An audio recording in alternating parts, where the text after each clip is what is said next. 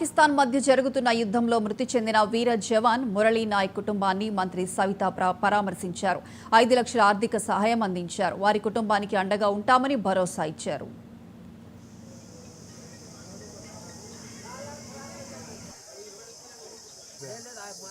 కానీ చరిత్రలో సూర్యచంద్రులు ఉన్నంత కాలము కలవలేని వారు కొంతమందే ఉంటారు. మన చరిత్ర ఈరోజుకి స్వాతంత్రం కోసం ఎంతో మంది పోరాట త్యాగం చేసినందుకు ఈరోజు మన స్వాతంత్రం వచ్చింది. ఈరోజు మన మురళీ నాయక్ కూడా ధర్మం కోసం దేశం కోసం ప్రాణాలు వదిలిన వీర సైనికుడనే చెప్పాలి. ఎందుకంటే అది చిన్న వయసులోనే నేను ఒక్క రోజైనా సైనికునిగా ఉండి మరణించేదే తప్ప ఆర్మీకి పోకుండా ఉండనని తల్లిదండ్రులతో గ్రామస్తులతో అంటే అతనిలో ఉన్న దేశం మీద ఉన్న భక్తి ఏంటో ఆయన మరొకసారి కూడా చూపించారు. మరి నిజంగా మరి ఈ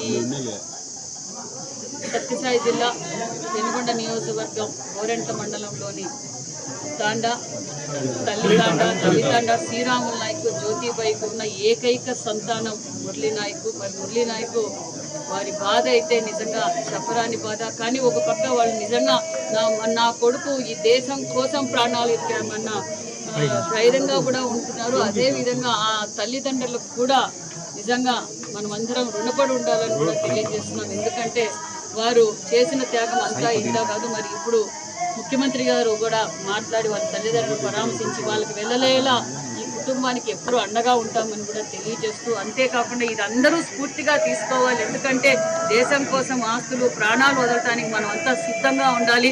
ఎందుకంటే ధర్మం కోసం ఈరోజు మనం పోరాటం చేస్తున్నాము. కానీ చరిత్రలో సూర్యచంద్రులు ఉన్నంత కాలం